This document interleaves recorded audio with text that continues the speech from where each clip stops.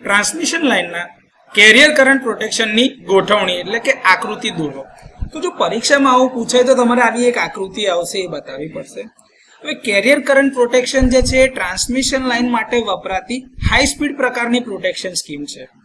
આમાં ટ્રાન્સમિશન લાઇનના ટર્મિનલ્સ વચ્ચે હાઈ ફ્રીક્વન્સી કેરિયર સિગ્નલ મોકલવા માટે પાવર લાઇનનો પોતાનો ઉપયોગ કમ્યુનિકેશન ચેનલ તરીકે થાય છે.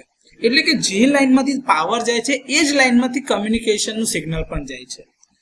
આ સ્કીમ લાઇનના બંને છેડા પરના રિલેને એકબીજા સાથે કમ્યુનિકેટ કરવામાં મદદ કરે છે, જેથી જે લાઇન વચ્ચે જઈ રહી છે એટલે કે પ્રોટેક્ટેડ વિભાગમાં જો ફોલ્ટ થાય તો એ ઝડપથી શોધી શકાય અને એને દૂર કરી શકાય એટલે કે અલગ કરી શકાય.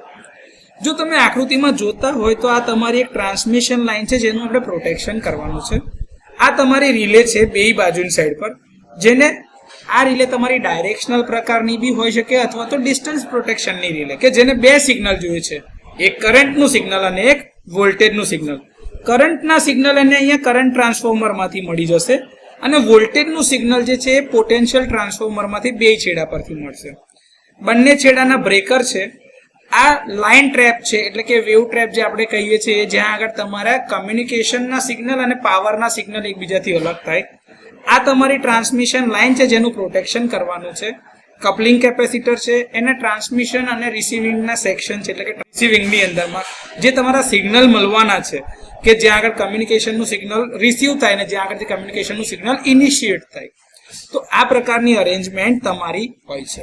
હવે કેરિયર કરંટ પ્રોટેક્શન સ્કીમના જે પ્રકારો છે એની વાત કરીએ તો એક છે ડાયરેક્શનલ કમ્પેરિઝન સ્કીમ કે જેમાં બંને તરફની દિશાની સરખામણી થાય છે.